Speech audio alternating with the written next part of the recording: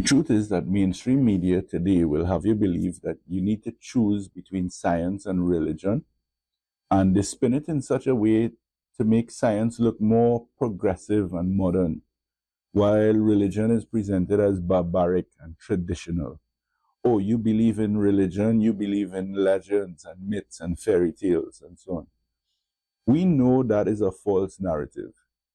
Throughout history, science has benefited tremendously from religion. I mean, in a simple everyday example, the Gregorian calendar that marks the solar year and changes in seasons was introduced by the Gregorian monks.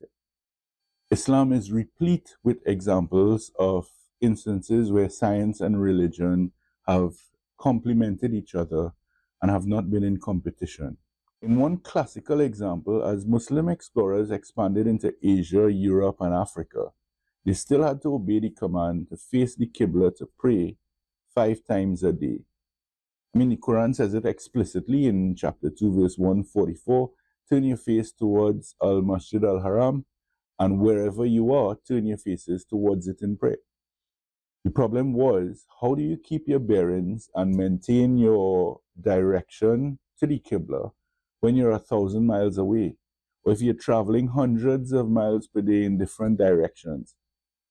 The answer was found again in the Quran, chapter 6, verse 97, and it is He, Allah, who placed for you the stars, that you may be guided by them through the darkness of land and sea. It was through this guidance that the Arabs consolidated knowledge of astronomy and developed it further than ever before. Ibn al-Haytham was celebrated for his work in that area in the period 1020 to 1040. To do that, he had to develop better optics, and that is an area as well, along with the introduction of the laws of refraction, in which Ibn Haytham was also renowned.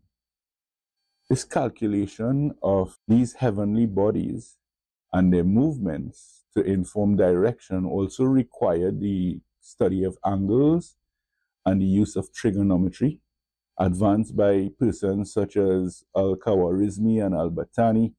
Even the predictability of factors that inform the scientific method, we saw persons like Ibn Haytham introduce, which were guided by the Quran in chapter 30, verse 30, which says there is no altering the laws of Allah's creations.